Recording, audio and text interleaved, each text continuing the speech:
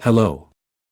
And welcome back to our channel where we embark on a journey into the strange, mysterious, and unknown. Today we are taking a dive into one of history's most interesting stories. If you enjoy content like this, click the like button, comment, share and subscribe. The Boston Molasses Flood, a sticky tale of disaster. Welcome to a fascinating yet tragic chapter of American history, the Boston Molasses Flood of 1919. This extraordinary event brings together elements of industry, disaster, and a sweet, albeit deadly, twist. Our story begins in Boston's North End in the midst of the Prohibition era, where, for once, molasses was the culprit behind chaos and destruction. The year is 1919, and Boston's North End is a bustling neighborhood filled with Italian immigrants, factories, and warehouses. Amid this urban landscape stands a colossal steel tank, a behemoth that would soon bring terror and disaster. The owner of the tank, Purity Distilling Company, a subsidiary of the United States Industrial Alcohol Company. They stored molasses in the tank to produce industrial alcohol during World War I.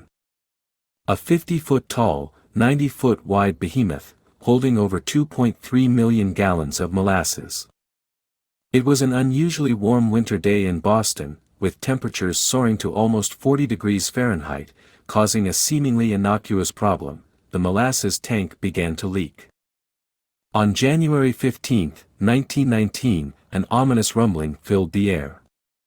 A thunderous crash followed, and before anyone could react, a tsunami of molasses descended upon the North End.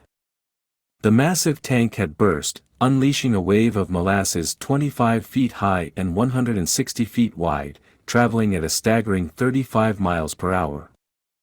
The deluge of molasses instantly engulfed homes, businesses, and streets. Buildings crumbled, and horses were swept off their feet. People were trapped, drowning in the sticky, viscous liquid, unable to free themselves from its grasp. Rescuers, including police officers, firefighters, and even the Red Cross, rushed to the scene. The molasses was so thick and viscous that it proved incredibly challenging to navigate.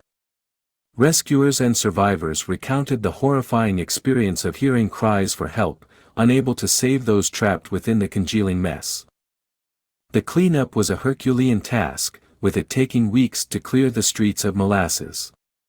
Volunteers shoveled, scrubbed, and hosed down every inch, but the sweet, sticky substance clung stubbornly to the cobblestones and buildings. In the aftermath, investigations began to determine why the tank had burst. Flaws in the construction, poor maintenance, and the rapid increase in temperature that day were all contributing factors. Purity Distilling Company found itself embroiled in legal battles. The subsequent trial against the Purity Distilling Company involved 119 lawsuits and over 3,000 witnesses. The trial was one of the longest and costliest in Massachusetts history up to that point. The company was eventually found responsible and had to pay significant compensation to the victims' families. The Boston Molasses Flood left a lasting impact on public safety regulations and engineering standards. It underscored the importance of stringent oversight in the construction and maintenance of industrial structures.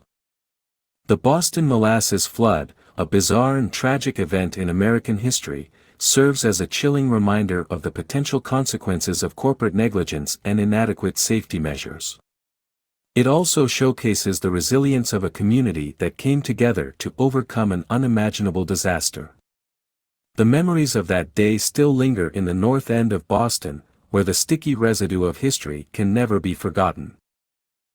So there you have it, the extraordinary tale of the Boston Molasses Flood, a lesson about the dangers that can lurk behind even the sweetest of substances. Don't forget to like, share, comment and subscribe. Until next time, keep exploring the strange, mysterious, and unknown.